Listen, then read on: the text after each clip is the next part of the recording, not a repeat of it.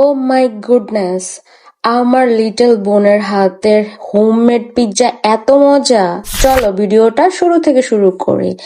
Suddenly আমি plan করলাম যে অনেক দিন হোস্টেল থেকে বাড়িতে যাওয়া হয় না, আজকে আমি হোস্টেল থেকে বাড়িতে যাব একদিনের জন্য।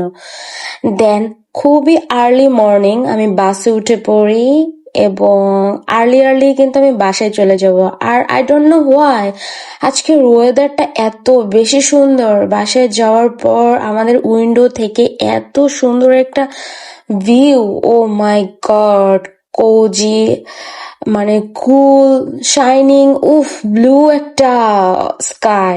তারপর আমার বোন তার নিজের হাতের জাদুর হাতের ছোঁয়ায় তার হচ্ছে হোমমেড সিঙ্গারা মেক করতেছে। তার হাতের এভরি সিঙ্গেল খাবার just amazing, wow, delicious, because big fan. এটা বলতে নেই, তারপর আমি আমার বোনের রান্নার হাতের এক কথায় বলতে গেলে বিগ ফ্যান। সে এত মজা করে ইয়ামি ভাবে প্রত্যেকটা ডিশ রান্না করতে পারে।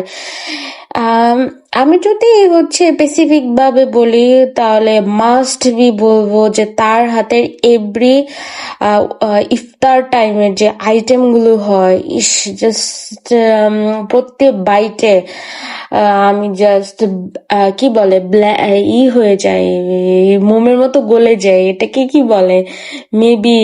ও, ফাইনাল মোমেন্ট, ওর পিৎজা কিন্তু রেডি, সিঙ্গারাও রেডি, পিৎজাও রেডি, এত বেশি মজা। ও, বলতেই ভুলে গিয়েছে আর্জেন্টিনার জিতে গিয়েছে, তাই বলে মনে হয় ওয়েদারটা এত বেশি জোর ছিল। সন্ধ্যাবেলার আকাশটা তো চোখই সরাতে পারতেছিলাম না।